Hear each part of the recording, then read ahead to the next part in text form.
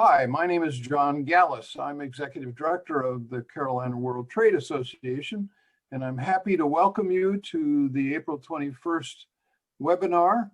We're happy to have you join us. Special thanks to our sponsors, Bank of America, Greer Walker, Wells Fargo, Garfinkel Immigration, NC Ports, and K&L Gates. You should know that your microphone will be muted during the program. To submit a question at any time, please use the chat box in the toolbar at the bottom of your screen. We'll be sending a copy of any presentations to each of you following the webinar. And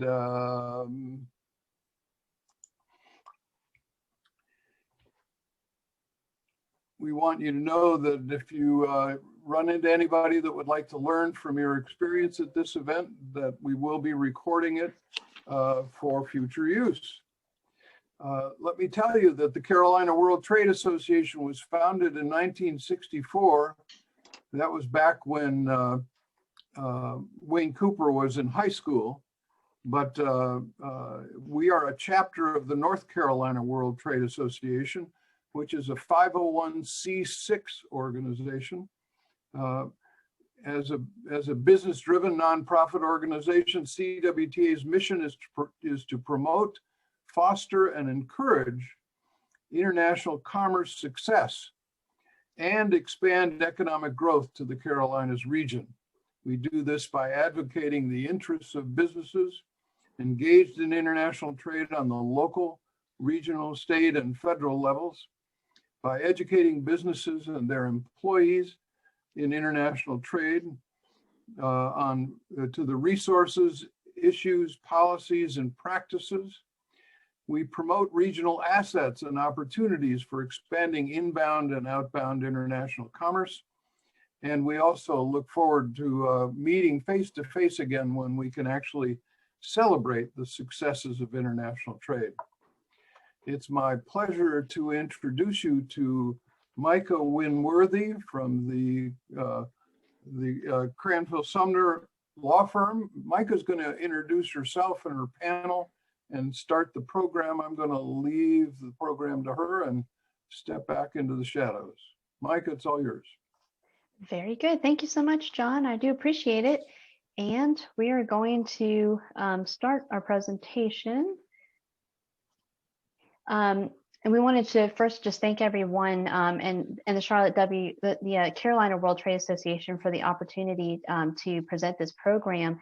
As John mentioned, you may have seen in the materials that this is in conjunction with the Charlotte International Arbitration Society. And the organization the mission of the organization, the CIAS, is to help promote Charlotte as an area for venue for international arbitrations. We are centrally located for the Carolinas, and we want to promote Charlotte as the seat to make sure that everyone is also aware of the many advantages that, that the area has for international businesses. So just as an agenda for today, we've asked Omar to give us a little bit of introduction on one of the most interesting situations that's happened in the current events with the Suez Canal blockage and the impact that it's had on some of the international trade contracts. And then we'll be talking with our panel speakers, Andrea Karska-Shepard and Russ Rancine. Andrea is an in-house counsel with Workplace Options, and she has been quite knowledgeable just from having her practical experience with her client on what's happening with post-vaccinations, post-pandemic, re-entering global trade, and some of the trends in international arbitration as a result. And then Russ Rancine is a practice group leader for the intellectual property group at Cranfield, and he has been advising clients on their protection of their brand and their intellectual property as they go international as well. So so we're very excited to hear from the panel. And at this point, let me go ahead and turn it over to Omar for his comments on the Suez Canal situation. All right, thank you so much, Micah. What I'm thinking about is I want to start with what got us here and what's happening today, and what can be done for the future, and how can shippers somewhat protect themselves from a situation like that.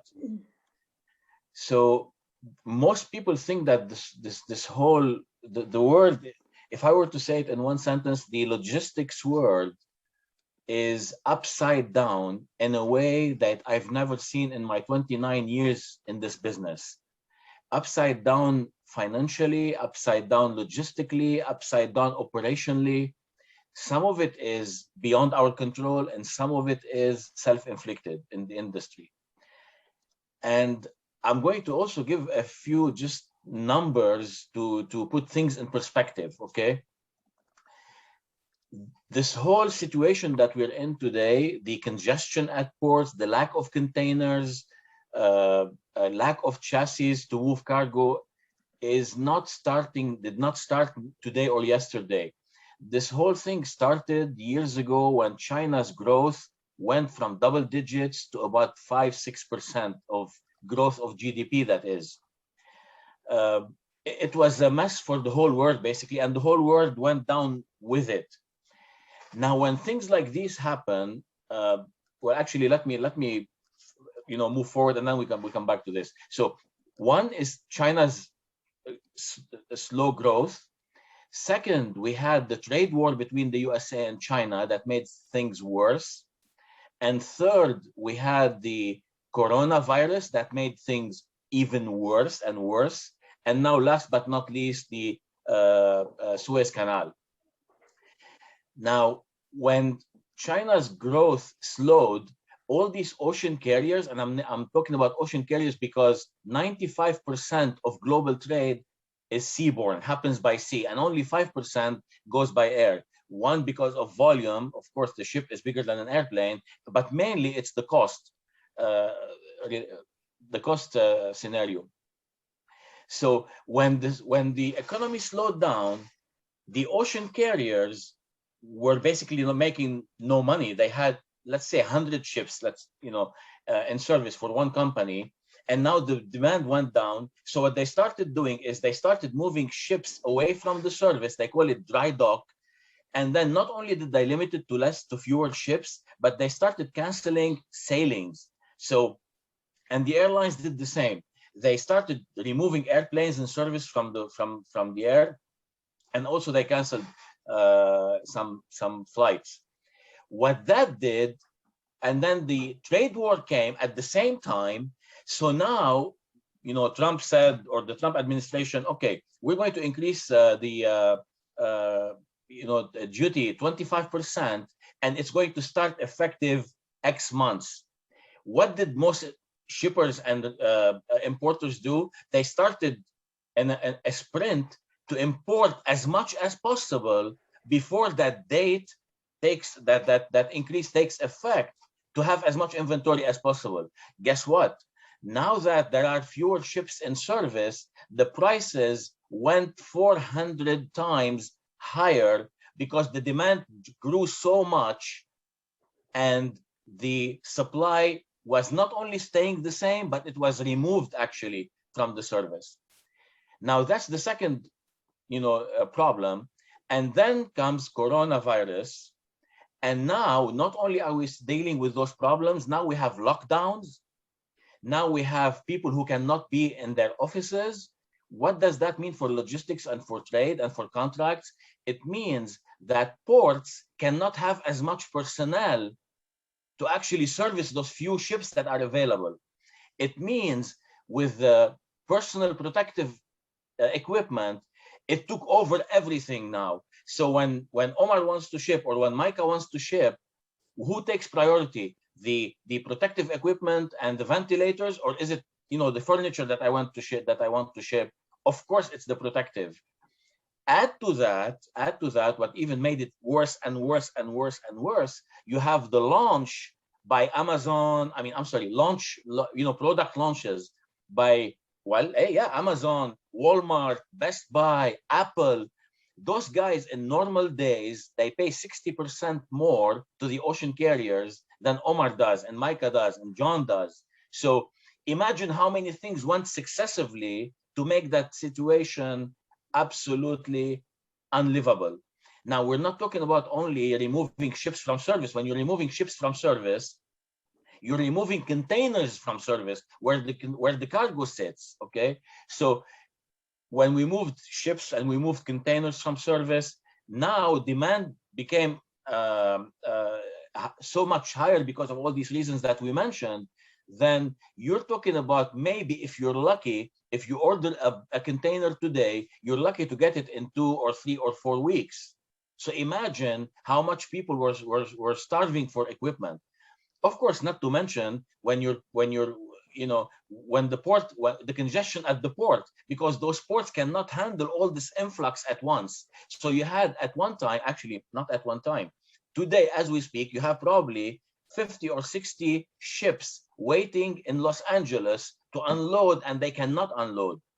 To give you an example, a ship probably costs about 50,000 per day, 50,000 US dollars per day for operational cost. So what do these people do? The people, meaning the ocean carriers, do to make up for that? We pay for that. So that is kind of like the past and the present. The present. Now came the. Please, if you have any questions, interrupt me, okay? Or I can. Otherwise, I'll keep going forever. So I know John said I have 5 minutes or 10 minutes, so I limit it to that. I'll try to limit it. Please tell me when I should stop, because I never do it otherwise. Okay, now let's go to what happened, which is the fourth one, which is the Suez Canal. The Suez Canal handles about 12% of global trade, and global trade is about between 90 and 98 trillion dollars. So this is massive. The Suez Canal is not only handling containerized shipments, like things for you and me that we put in containers, like Walmart and Amazon and IKEA or other companies. They handle a lot of oil and other commodities that go to China. So there are so many. It's not nearly as big as the Panama Canal, but the Suez Canal handles about, for example, last year it handled about 18,000 ships, or 19,000, close to 19,000, went through the canal last year. The canal makes about, I think, if I remember correctly, $15 million a day, if I remember correctly, that number, from the ships, sailing through it. So imagine how much money they lost. And that's why, one of the reasons why they're suing now for almost $1 billion, I think to be exact, $960 million, suing the owners of the Ever Given, which is called, the company is a Taiwanese company called Evergreen. So that's how important this Suez Canal is. Not only in terms of what makes it more important, or why it's important. You go through the Suez Canal, if you're the ship owner, you're saving 43% of the time of transit time. Imagine 43%. This is massive savings. It's so important. When the blockage took place, the other option was to go through the Cape of Good Hope in Africa. Well, guess what? Some companies could not wait. We had 400 ships waiting. We're talking about, imagine this number, think of this number, close to 800,000 containers on those 62 ships, actually, that were inside the canal, waiting to go either northbound or southbound, okay? Again, 62 ships, 728,000 containers to be exact. Imagine the big mess that it created. Now, they tried, some of them, the ones that were not stuck inside the canal, decided, you know what, okay, we have an option. We can go through the Cape of Good Hope in the tip of Africa, and no problem. Guess what? They did that, but that adds 19 days to any trip. So who wants to add 19 days? Because remember, you're not only adding days, you have shippers who are now screaming bloody murder because you're adding days to them when they want to even lower the days. You have the ship owners who are having to spend 50,000, as we said before, per day for those ships. So some of them, it was so bad, some of them actually were on their way to the Cape of Good Hope, and then when they found out that it's getting better and the blockage is about to be, the ship, the Ever Given, was about to be removed, then they turned around, because again, nobody wants to spend 19 days. And so let me interrupt here and say it's that disruption that sets the stage for the conflicts and the problems with international trade contracts. And I've got to hand it back to Micah here at this point for the other participants. Micah. Yeah, and that is a great segue, I think, because Omar's talking about so much of the numbers of the damages that we're talking about in these types of disputes. And while there's insurance, typically cargo insurance, to cover some of the delay damages, the insurance carriers are looking to the parties' contracts to determine who is going to have to pay for this. And they're going to be looking for terms that relate to the shifting of liability, performance obligations, force majeure, and the dispute resolution. So what we did is we looked at the trends over the last several years, and we always keep an eye on the pulse of international arbitration. But for the last year before the pandemic, we saw an increase steadily of the use of arbitration by businesses in logistics and in other sectors, because businesses were starting to see the advantage of being able to resolve their disputes efficiently, effectively, and then being able to enforce those arbitral awards so they can move on with their business. The most important aspect seemed to have been the enforcement issue. So unlike a judgment, if you go to court and get a judgment in the United States, you may not be able to have that enforced in a foreign country. But with arbitration, when you get an award, most countries in the world have agreed by treaty under the New York Convention to enforce those arbitration awards. So that was the driving force. In 2020 to 2021, we saw record-breaking numbers of international arbitration claims across the board, and you'll see some alphabet soup here with the different institutions. But it's really important to understand what the trends are saying to us. So we looked at the different dispute sectors and all of the primary, most common institutions that handle international arbitration cases. And so on your screen, you're going to see the dispute sector. So what Omar was talking about, the maritime claims, most of them will be handled by the London Maritime Arbitration Association, or the LMAA. I'm not sure if I got the right acronym, so I'm sure somebody will correct me there for the maritime work. But you'll see that a lot of different sectors, construction, engineering, banking, financial, franchise, and international trade disputes were being handled at various institutions at an increasing rate, 20% every year, kind of as it was ticking up. But this year, what has been really interesting to see is that the shift in the cases that we're seeing, the numbers, and these aren't published yet, so these are going to be, the charts are coming out per institution. So I'll give you an example of the Hong Kong International Arbitration Center, the HKIAC. They just released their caseload totals, and they had the highest number of cases in the last decade. In 2020, they had approximately $8.8 billion in dispute. And so when asked, what they attributed these increases to, they said there was a couple things. Of course, COVID was a big problem because you're seeing exactly what Omar was saying about the delays in getting things to people and just the force majeure clauses that were being enforced. But the reason why people wanted to go towards international arbitration was because at the HKIAC, they had made a very quick move to using a myriad of virtual hearing services. So they went, completely remote almost immediately. And so, the international business community said, all right, I've got this dispute. I can't travel to Asia for this, but I can do it through a virtual hearing if we use this institution. And so they went ahead and did it. The same thing with the Chinese International Economic Trade Commission, the CTAC Commission. They saw growth in 2020 as well. And they had almost $17.3 billion in dispute with the different claims that they had. And so, we're seeing this uptick primarily because of the shift in virtual hearings and the emergency hearings. So now businesses have had this taste of what it's like to resolve a dispute without having to travel. And so from a legal perspective, we are anticipating that more businesses are going to take advantage of that. Certainly they don't need to have their counsel or their experts flying across the world to attend a hearing in Singapore or London or even Charlotte, if they can have a virtual hearing.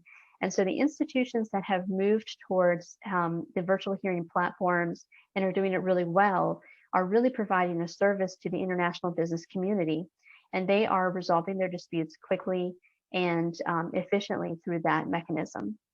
So at this time, I'm going to go ahead and have our panel, Andrea and Russ, to answer some questions for us. So what I did is I wanted to ask them some questions so that we can talk about the trends in international arbitration. And let me go. I think what I'll do is I'm going to stop sharing the screen just so you can see them as they speak a little bit more. So that might be more helpful. And I'll have Andrea, if you would introduce yourself, and I'll have you go ahead and talk first about your company and what the status is, and what kind of trends you're seeing with your company. If you would like to go first, thank you. Yeah, sure, Micah. I'm very happy to do so. And thanks so much, first of all, for a kind introduction, yours, and also World Trade Association, and also Charlotte International Arbitration Society. It's just nice to be here and share my global knowledge. As Micah said, I'm in-house counsel based in Raleigh at Workplace Options, and I am a licensed lawyer and actively licensed lawyer in New York State, Canada, Ontario, Solicitor of England and Wales, and registered lawyer in European Union. So I have lived and worked in different countries, Europe, Canada, and US. So I'm not a home implant, but I have been around Carolinas for over the decade, and very happy to be here in this fantastic, fantastic state and neighborhood and everything.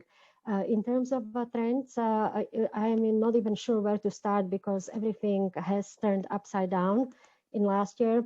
Maybe I will just talk a little bit how our business has been impacted. And for that, to do so, I have to introduce our business, what Workplace Options does.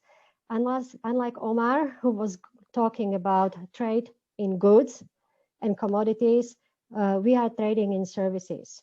It's employee well-being services, and we are the largest integrated provider in the world for that type of service, providing corporate counseling and clinical counseling to employees of many companies, organizations, universities. As you can guess, most of the services are delivered over the phone. So we have phone centers, we have 15 subsidiaries, and services are in 200 countries. The impact of last year or pandemic was actually, it was significant on our business. But on the other hand, by the virtue of our service that is delivered by telephone, and telephone service was not impacted as much, although it was to little extent by pandemic. There was not a huge blow to our business, but of course the service delivery had to be reorganized because many services also were provided, for example, face-to-face, and that was a traditional, like a marriage counseling, stuff like that. And all those sessions had to be rescheduled, and we had to start delivering everything virtually. So there was a lot of adjustment on that end. And for us lawyers, also legal department, we had to adjust pretty fast and be ready to perform seamlessly over the year. And actually, our headquarters in Raleigh have never been abandoned. We stayed for all the time. We were designated as essential employees, and not everyone, but certain departments. And we managed the seamless delivery all the year.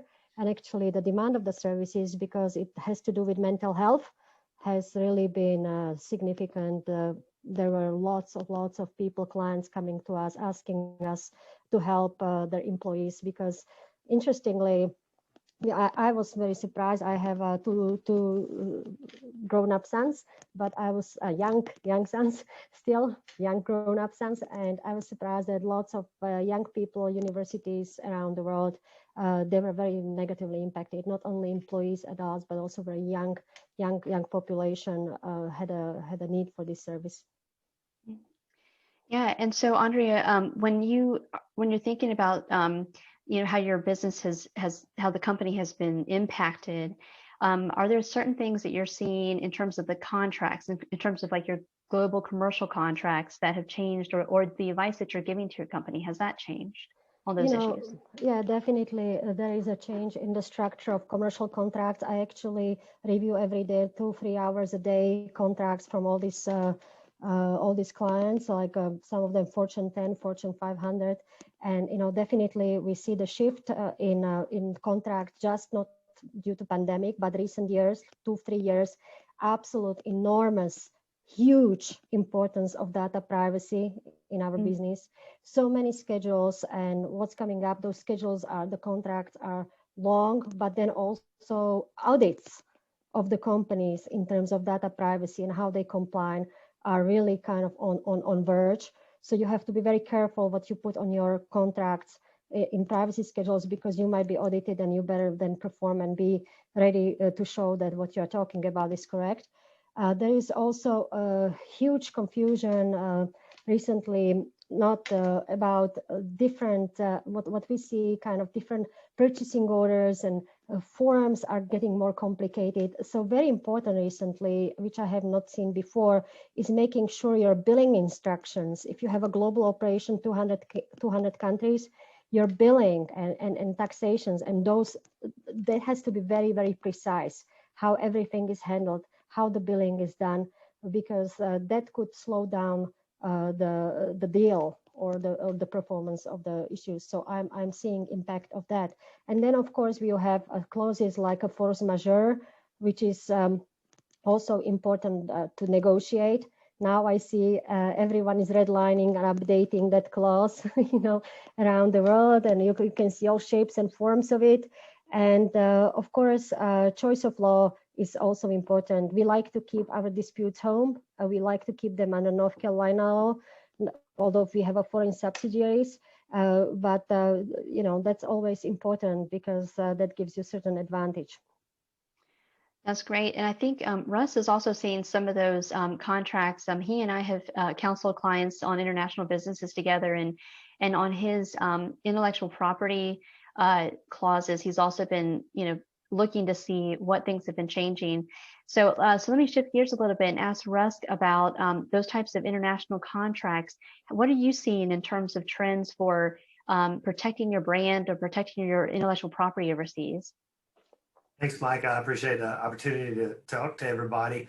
The interesting thing about intellectual property, just as a little bit of a background for what I'm going to talk about, is most people assume that intellectual property gives you certain rights to do things. And in some cases it does, but really the most important aspect of intellectual property rights is the ability to prevent the other guy from doing something. It's the ability to exclude.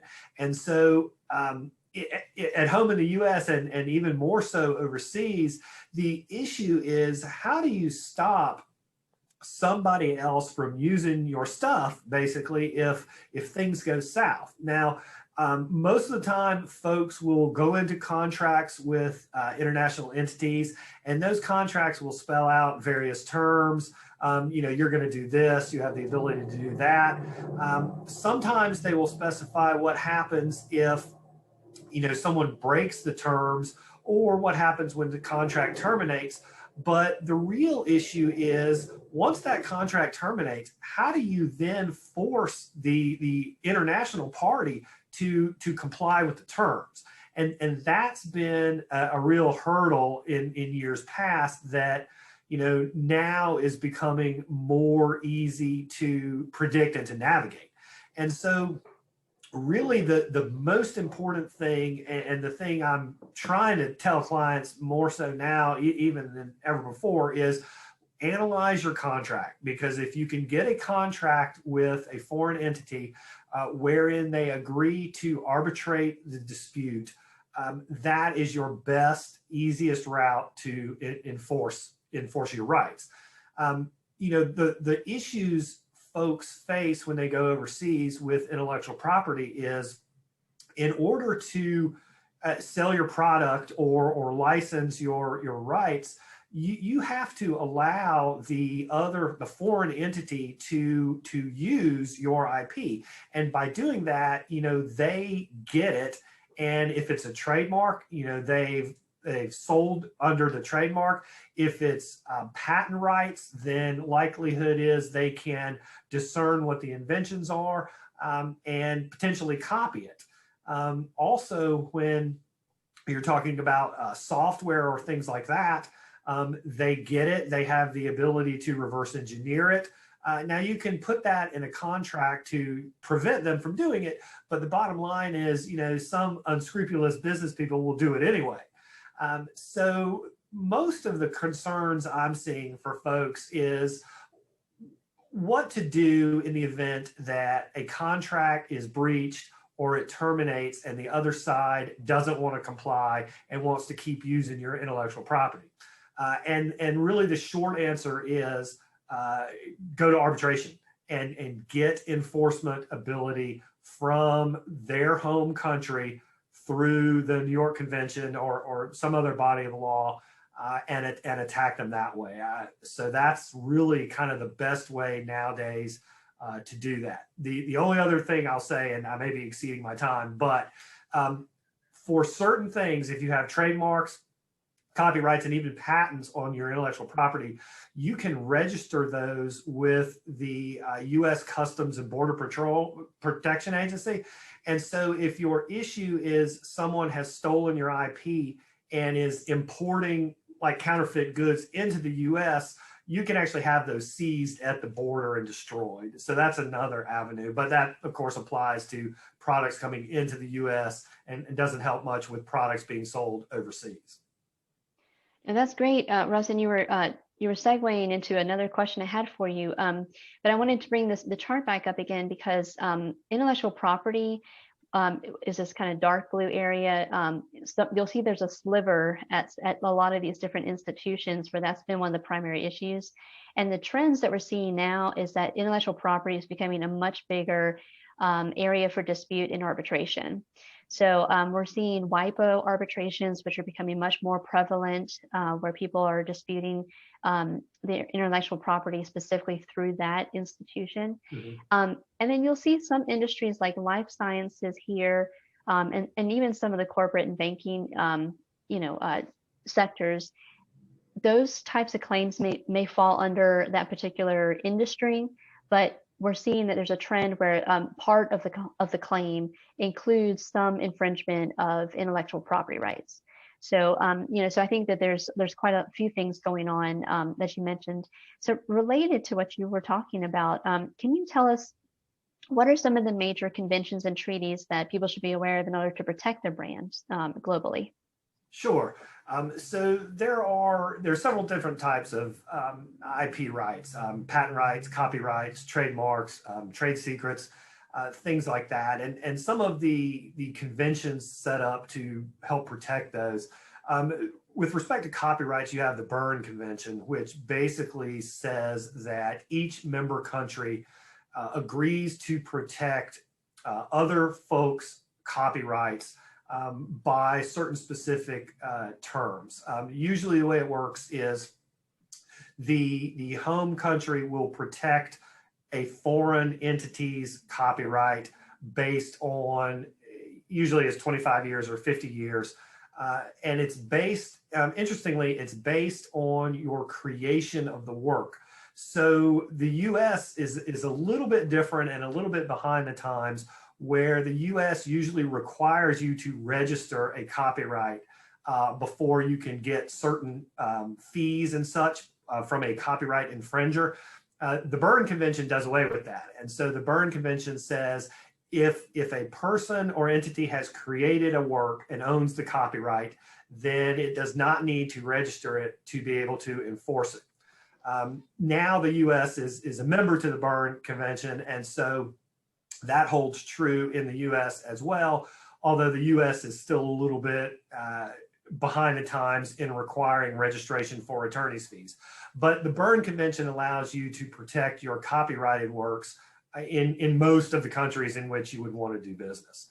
The next one I want to mention briefly is what's called the Hague System. And so the Hague System is a convention that protects what in the US would be called design patents and internationally are called industrial designs. And that would protect the look of a particular product. So for example, if you create a nice looking chair, you can protect the look of that chair internationally by filing your your industrial design with the Hague System.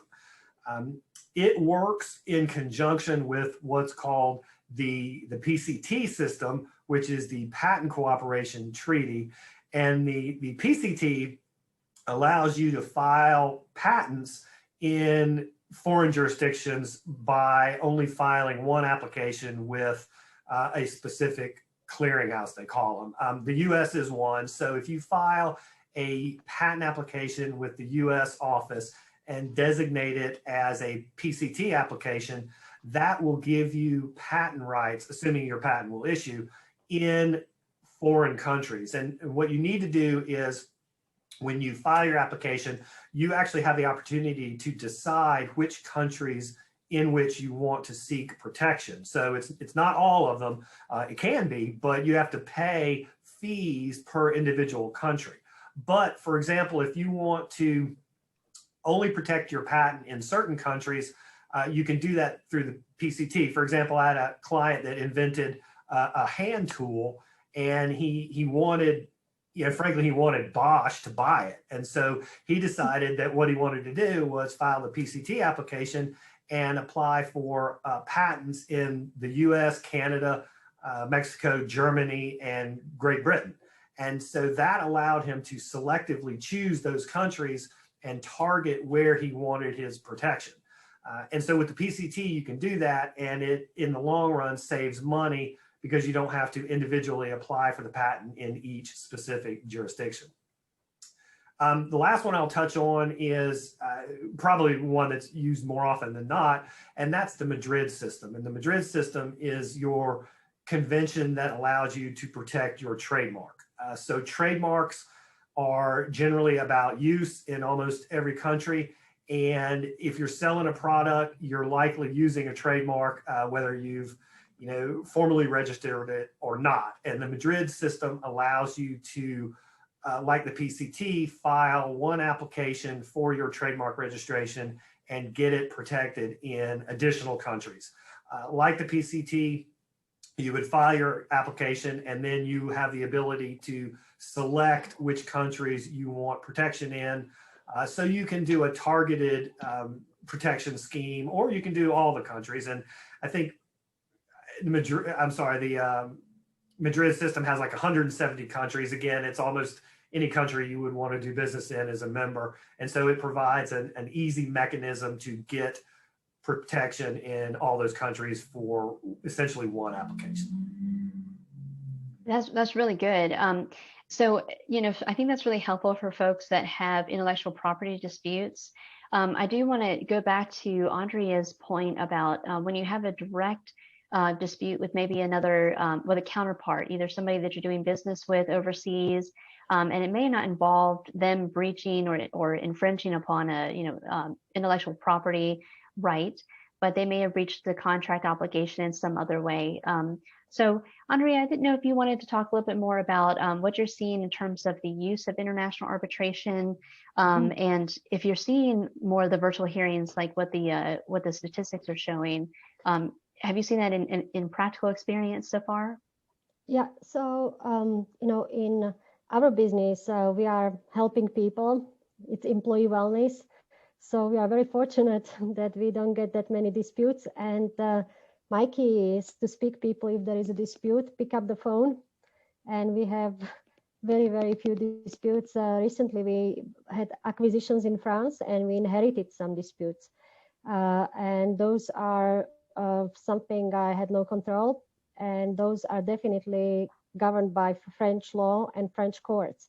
What you said is totally correct. We see this rise of arbitration, but in practical, day-to-day terms, talking to day-to-day ordinary businesses, they still are not that hot on arbitrations. It's not that easy sell if you are a supplier, smaller business. We still have to try to convince people, especially France, China, very difficult, Japan, very difficult to get arbitration on board. Maybe huge banks and very sophisticated businesses, but you know, we still have a lots of disputes basically in the state courts of the particular country jurisdiction. And what we have seen last year was exactly what you said, that all of a sudden everyone was turning virtual, and that was great for us. We had dispute in UK. It was at the court. It wasn't in the arbitration, and our people were expected. Our employees were expected to fly over as a witnesses. Of course, they couldn't, and they didn't want to, because it would be a lot of time. And we had these hearings at 4 a.m., 5 a.m. For a week, and was all virtual, and we prevailed in that case. But you know, I wouldn't want to have too many of those, because then it was a long day starting like at 4 a.m. So I have not seen in that capacity a lot. As an arbitrator, I see and I hear about all these virtual trends, and that's fantastic. And on IP, I would just like to add one comment, practical comment, that if we have some people who have businesses on the call, practically, if you see in the contract something is forever, like the IP clause says perpetual, you know, irrevocable, you know, something forever and ever, and you are giving the license to someone forever and you cannot take it back, you know, immediately you call the lawyers here on the call and ask for their help, or you just, you know, it's time to redline and push back on IP. And also another safeguard these days I didn't mention in my first answer is insurance. Huge factor these days. You know, to have a good broker, to have a good insurance, to have a good insurance provisions in the contract, also very important. But I'm getting a little bit away from the arbitration. I would just conclude, huge trend on global scale, but still difficult to get some parties and counterparts convinced that that's the way, especially if you are not having a top hand, if you are supplier. Mm. Yeah, I think that's you talk about in terms of, you know, negotiating the contracts, and we've been in talks with some in-house counsel who have expressed their concern that sometimes the international arbitration clause is negotiated away by the sales guys, or the, you know, the folks who are trying to get the best deal on the terms for the sale of the goods, or, you know, for the actual services that are being provided. And you know, it seems like it is somewhat of a hard sell to say, you know, look, you really need to keep that arbitration clause in. But in reality, because of the enforcement option, you know, a lot of the in-house counsel are saying, you know, it does me no good to have these favorable terms with this, you know, counterpart in China if I'll never be able to enforce it. So, you know, so we're definitely looking to see, you know, how international arbitration can help businesses, you know, have that enforcement opportunity. Since you were talking about the virtual hearing option, Andrea, did you have any concerns about data security with the way that the hearings were being held virtually? We were not having any concerns with this London hearing. The only thing is it was extremely hard to get logged on. Like for first day or two, you know, it was so many passwords, so many kind of hoops you had to jump to get to the call, that by the time I logged on, you know, there was a half of the, I wasn't a witness, so I wrote to the court, like actually at initial stage, and I said, look, you know, it's good to have these virtual hearings, but if you make it so complicated we couldn't log on, then, you know, we wouldn't be able to function very well. So, but I think this was early stages of virtual hearings, and I'm sure that different institutions have taken measures. So that was even too much security, but that was my experience. I think it looked very well organized and secure. Mm-hmm, mm-hmm. Yeah, I think Russ and go ahead. Let me interrupt for just a moment and remind people that we have this hour scheduled for the program, but we've also allowed this to run over to as long as 3:30. When the program ends, we have time for each person to introduce themselves and do a bit of networking. So I wanted to put that in your brains before we reach that hour. I'd also like you to, if you have any questions, to use the chat box to put it forward, and I'll make sure that Micah hears them as soon as they're put up so that they can be addressed. Thank you, Micah. Absolutely, yes, please. The questions will be great. We'll be happy to address any that the audience has. Because that is one thing, Russ and I were talking about in terms of what we're seeing too is even the courts in North Carolina are more likely to accept these virtual hearings. But they struggled a little bit more so than the private industry has in getting up to speed on using Zoom and other platforms. And so, Russ, I didn't know if you had any comments on whether you think this turn towards the virtual hearings is going to provide any, greener arbitration options. What do you think? I think it definitely will. What I've noticed is some of the larger, prominent arbitration companies offering, international arbitration services have recognized this trend that, companies would rather have their folks take 5 minutes and log on for a hearing than fly them to Hong Kong or, DC or New York or wherever else for a hearing. And so in recognition of that, a lot of these shops are in fact incorporating provisions for virtual hearings in their actual rules. The LCIA is one that they've have modified their rules to actually specifically allow virtual hearings and presentations of documents through email. Pleadings are all handled electronically. The international side of the AAA, it does the same thing. Their rules allow for electronically signing documents, presentations of evidence, things like that. I think that trend is absolutely going to continue. I don't think that, I don't think we're going backwards at this point. COVID has done a lot of terrible things, but in terms of technology, I think COVID has forced businesses, companies, people, courts, arbitration shops, all to accept the fact that, video conferencing is relatively easy and, compared to travel, inexpensive. That we were joking when we got on the call that, one of the common things now is, hey, you're on mute. But other than that, it works very well. And with high-speed internet, you can understand folks and you can have a lot of people on there, just like we're doing now. Micah's sharing her screen so we can see the presentation. You can present evidence that way. And I think that, the providers for arbitration have recognized that. And yeah, I don't see us returning. I think there will always be options for live hearings.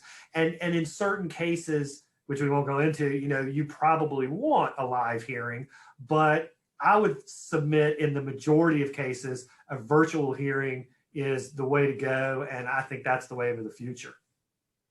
I think that's a really good comment because arbitration is really is a creature of contract and it's highly tailorable to the business's needs. And so that's why it's such a good forum to consider the virtual options. So we've got a couple of people on the Zoom call, like Chase Saunders, who's been, become well-versed at using it as an arbitrator. And yes, there's some ethical considerations that, we've had to kind of adapt to. There's some issues with data security that we've had to adapt to. But in terms of actually having the dispute resolved, a lot of our business clients are very pleased with it. They actually, some of them shifted to using voluntary arbitration because the courts were shut down for so long due to COVID. So we definitely have seen that that trend as well. So we have maybe about 5 to 7 minutes left. I wanted to give Andrea another opportunity to also talk about a trend with diversity in the international arbitration industry. So Andrea, do you have thoughts, or what have you been seeing in terms of the diversity of players in the industry? I definitely have seen last 10, 12 years a trend where there was a more equality in terms of genders. I have been myself arbitrator at Rio Olympic Games, where we had equal representation of male and female from all around the world. I was the only arbitrator for US. And what I can say that this was in 2016. So here we are 5 years later, we are still discussing the same issues, but it's kind of getting more prominent in different arbitration institutions, and it's definitely coming more, being more acceptable. And we have heard that also investor state disputes are being heard now by more female, and also I don't know how the minorities, how that is kind of factored. So I see more trends, but what I'm concerned, not to jeopardize the quality for diversity and just to keep the statistics just for the sake of diversity. There has to be a quality, and then also there has to be a broader pool of diversity. What I'm seeing constantly is the same diverse, if someone just wants to put a diverse arbitrator or diverse candidate, and it's always the same person, then we are just stepping to the same individuals. And so I would like to say more spectrum of diverse candidates, male, minorities and everything else, and not just to do it to tick off the box. And so I like these discussions. I'm but in practical terms, I want to open the pool of candidates broader. I would like to see that, and there are not many statistics for that. Yeah, that's true. And I think the virtual hearing thing has really made I'll say as a female attorney, it's leveled the playing field in some regards. Before, I would sometimes have no choice but to send my male colleague to the courthouse or to step in for a hearing because I had other obligations for my family, and that was kind of expected for the women to have to sacrifice that, whereas maybe the men didn't have that same expectation.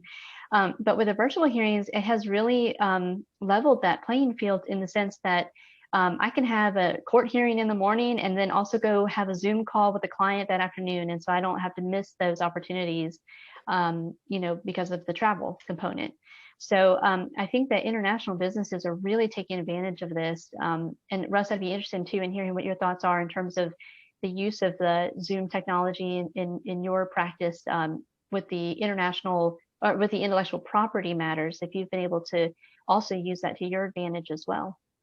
Absolutely. And so one of the really nice things about Zoom and WebEx and other systems like that for IP is, for example, if you are discussing patent infringement and you need to reference drawings, you can share screen immediately and you can point out, you can circle, you can do all these things to specifically point out what you're discussing. And sometimes if you're working with international folks overseas, there is some cultural and perhaps language barriers and impediments that you need to overcome.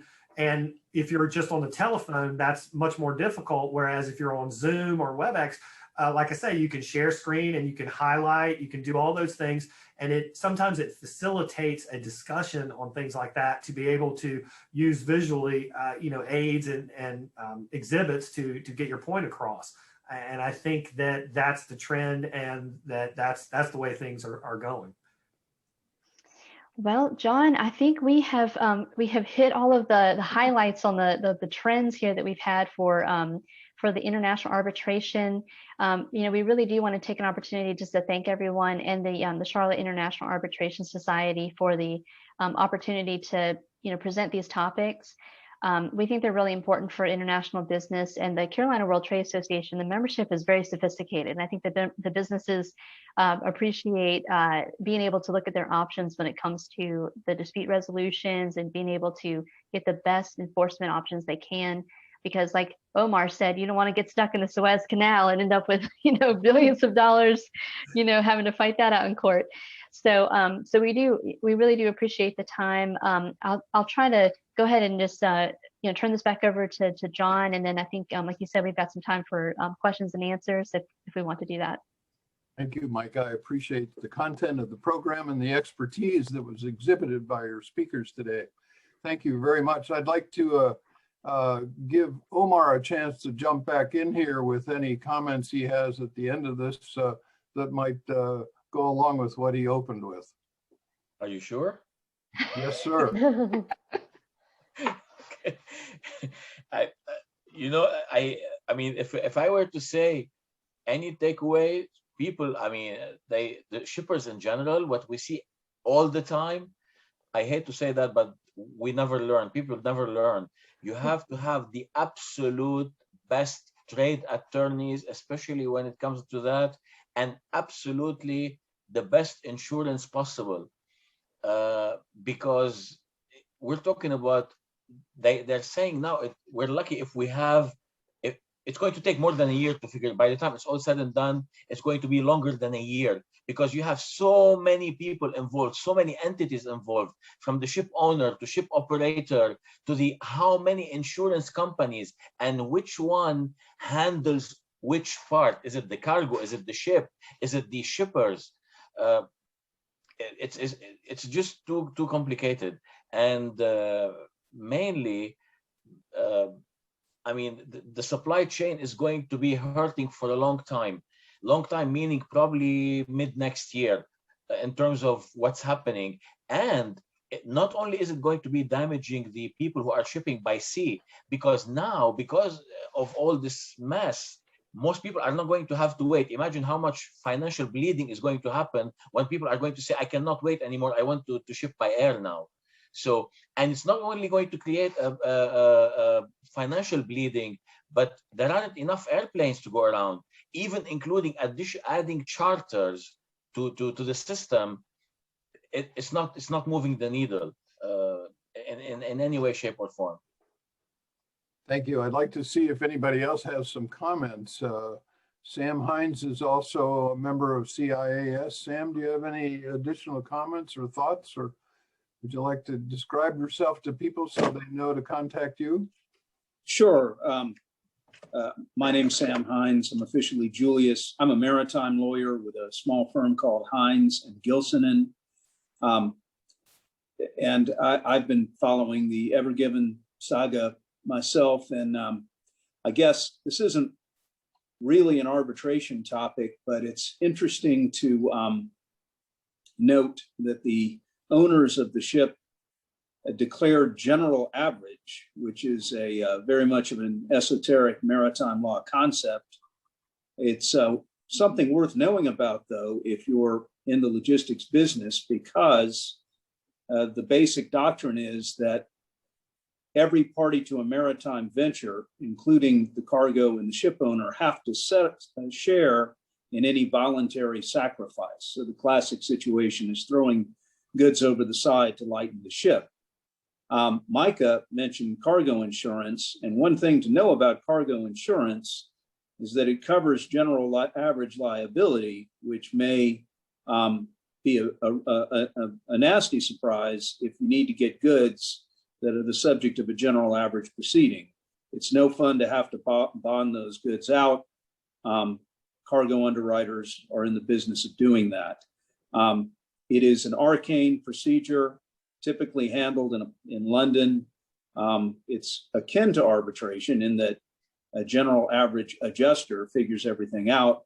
But if there's any takeaway, and then I'll stop, it's that cargo insurance is awfully good to have if something weird like the Ever Given incident takes place.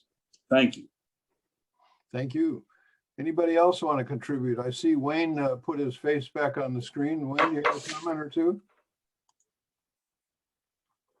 You got to unmute yourself, please. We used to have 3 Lakers, 3,000-ton Lakers, all grain from U.S., Mexico, and my old Dutch shipping partner. We used to, on long flights somewhere around the world, things got boring. We'd argue about general average. You know how why it's as somebody just mentioned, it is arcane, but it's a weird law, and but is used, and you better doggone, if you go ship anything on a ship, you better have it, have coverage. Yeah, well, I John, do can I have a add? question on that too. And maybe Omar, maybe you know, what caused the Ever Given to get stuck in that weird position? Do we know? Was it operator error? What they say, okay, is that it's basically bad weather that damaged one of the engines, but it's mainly bad weather. That's what they're saying, bad weather that caused it, which is strange because before the ship, there were many ships that passed through the canal, and the bad weather, I don't know why it would affect one and not affect, I mean, why would it affect one of the biggest ships in the world, basically? So that's, to answer, is weather. But I want to add something that I don't know if you guys know. Speaking of having competent attorneys, trade attorneys, and competent insurance people, the Ever Given, for a while it was released, actually, when it was moved, when it was unblocking from the canal, it was released, and then they arrested it, and then they said, okay, it can go. Now they're saying, as of yesterday, they said, no, it cannot go because it's still sitting in the canal. And what they came up with a solution is, okay, guys, until we solve it, the shippers said, this is not our problem. Can we at least have our cargo offloaded from the ship, and then we can treat the ship separately? You can go at it, you the owner and the operator and the canal, but let us get out. The court of the Suez Canal said, absolutely not. It's not happening. Now, to add more insult to injury, even if the court said it's okay, guys, yes, we let you offload the containers, and then we can worry about it. Guess what? Technically speaking, neither the canal itself nor the Port Said, which is the second port in Egypt, are deep enough to allow this transaction of offloading 18,000 containers to take place. You need for those ships called mega ships or post-Panamax ships, they have a million names. You have to have at least 50 or 60 feet of water under the ship to allow it to sail. So we have a technical issue, and we have the port of Port Said is not big enough to handle these containers. It's going to be done in iterations. So it's legal, it's insurance, it's technical, it's a big mess. So, well, Egypt is not allowing the crew for them to change out. They're wanting to change out the crew and let the crew off and bring another crew aboard. They're not even allowing the crew to leave. If they're not allowing the crew to get unloaded, they're sure not going to allow the containers to get unloaded. Who else might like to participate in this that's sitting on here? Rodrigo, I saw you come forward. Do you have something you'd like to add? Hello. Well, I'm not in litigation or arbitration. I mainly help American companies to invest in Mexico. I see Mr. Cooper's flag behind, very nice flag, by the way. And I just moved to Raleigh, and what is very interesting, because many of the contracts right now, we have some problems in Mexico with the courts lately. Like they are not, the new government is not much in favor of investment, and it's kind of tricky right now there. So what's happening is that it's moving very fast to arbitration, and it's quite interesting. And when I see a client, when I have a client who thinks it's a risky business or something that's doing over there, I am more I try to advise them to go for arbitration now. So that's why I end up in this call, and it's very interesting, to be honest. Think about the impact. We've had the pandemic, and now we had the clogging of the Suez Canal. It would suggest to manufacturing across the world that they need to find other locations or additional locations for manufacturing in order for their supply chains to be resilient and to manage these disruptions in ways that don't hurt their customers. That's likely to suggest that companies are going to reconfigure their locations around the globe in order to avoid some of these frustrations. Obviously, we hope they won't ever occur again, but we've got to expect that we will have problems. I know that Omar has written about the next oil disruption from the Eastern Mediterranean. That could be a big problem for shippers. But even for this nation, whether we decide to be nationalist or globalist, we've got to find a way to keep our economy moving and keep us in the exceptional economic position we're in. That takes a lot of work by a lot of people to think about that. I would also add, we need to think about the issue of immigration. We have in the Western Hemisphere a great supply of workers and opportunities. We may be worried about people coming from Nicaragua and Guatemala and El Salvador, but maybe if their economies were a little more successful, the people might not be migrating to the United States. There are avenues for pursuing these challenges, but it takes national leadership that's prepared to examine those opportunities and look for avenues to make them happen sooner. Who else is on board here that might like to comment? Juliet, you were part of the conversation, but awful quiet. Maybe you have something? Today I'm a listener. Thank you. We're happy to have you participate. Daniel, were you expecting any questions to be answered when you joined us recently? Daniel Zupko? Nope.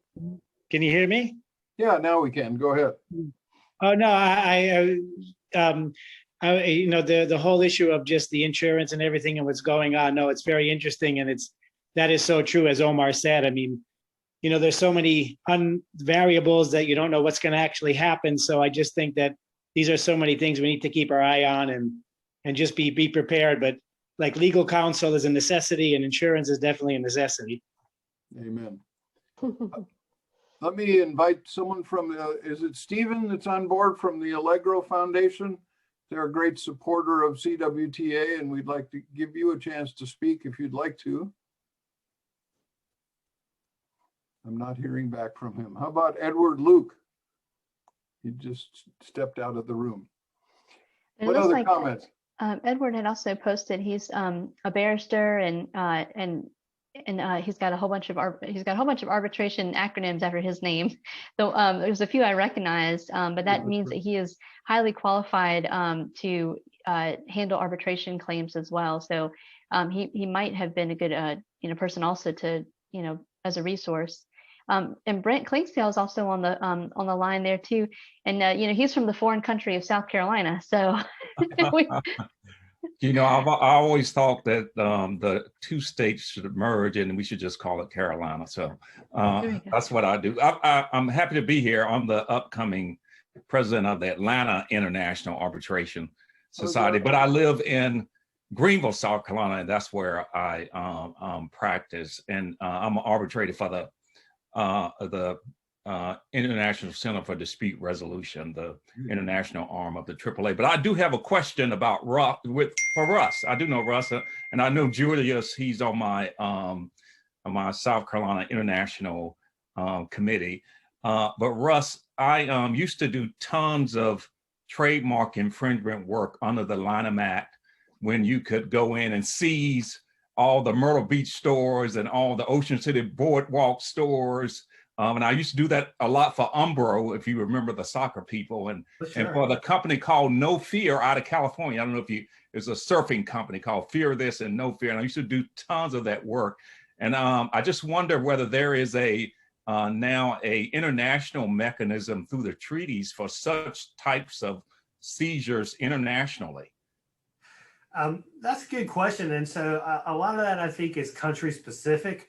Okay. And what I usually tell folks is if you can put certain clauses into your contracts that specifically say, in the event of breach, we have the right to prevent you from exporting things with our trademark on it, or we have the right to either, purchase directly any remaining inventory or things like that. If you can get those in the contracts with the foreign entity, oftentimes you can get that clause of the contract enforced and thereby get the foreign country, whether it's the court or some other agency, to recognize that ability and then allow you to, in fact, seize those goods. Sometimes what you need to do is once you go through all this process, sometimes you would still need to get a local attorney in the foreign jurisdiction, because they oftentimes have the ability, with boots on the ground, so to speak, to navigate those procedures. And also sometimes you still run into a situation where a foreign company may say, well, all right, you've got this arbitration award, you're in the US or wherever, you don't really have the ability to come over here and force us to do anything. So if you then engage that foreign attorney who is local, all of a sudden the company says, well, hey, here's somebody from my own country telling me I need to do something. They can get to court and make me do it. So oftentimes that's an easier way to get that jurisdiction to help and either seize and destroy the infringing products, or prevent their manufacture, or otherwise get those things off the market. Okay. Yeah, and I think, Brent, the rules too that parties choose for the contracts, like the ICDR that you work with, they allow for interim measures, essentially like a TRO. So if you needed to have someone in a foreign country stop selling your goods, if you have that ICDR provision in there, then you can go through arbitration and get that quickly resolved. Yeah. So. Yeah, I understand that the seizure is always the key thing, and I used to when I used to seize sort of the infringing shorts or whatever they were, they just go infringe somebody else. But then I think the Lanham Act changed, and where you could actually seize the machine in certain aspects, and that's what really made it enforceable and made you, and people would come to the table then and settle. So that was better. Thank you. Good to be here. Brent, we're really happy to have you participate. Thanks. Please join us again. I'm going to invite Edward Luke to speak again. Edward, would you introduce yourself? You've got a lot of acronyms after your name, and we'd like to learn more about you. You've got to unmute your microphone.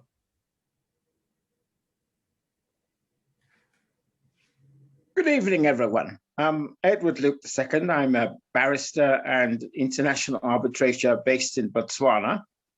And I'm also an arbitrator at the Dubai International Arbitration Center. And I believe that Africa is the final frontier, and it's the place where you should all be coming to invest, because the returns on investment are phenomenal. I'm sure that's true. How did you learn about this event today, Edward? On LinkedIn. All right, that's good. That must have been a Micah posting. Thanks, Micah. Okay. I'm glad for you to participate, and we'd love to have you on future meetings. Let me tell you, our next event is on May. Our next event is on May 19th, and probably more for local than for international, but certainly you're always you're welcome to participate. We're going to meet with Brian Clark and Aaron Brott of the North Carolina ports. They're going to give us a tour, a virtual tour, and talk about the capacity and the capabilities of that port to serve companies in the Carolinas and along the East Coast. That'll be at whereabouts in North Carolina? That's okay. In Raleigh or Durham? He's actually in Wilmington. And we'll do this in a virtual call as well. So you're welcome to participate on that one. Pleasure. Thank you very much. And when are you going to start having in-person meetings?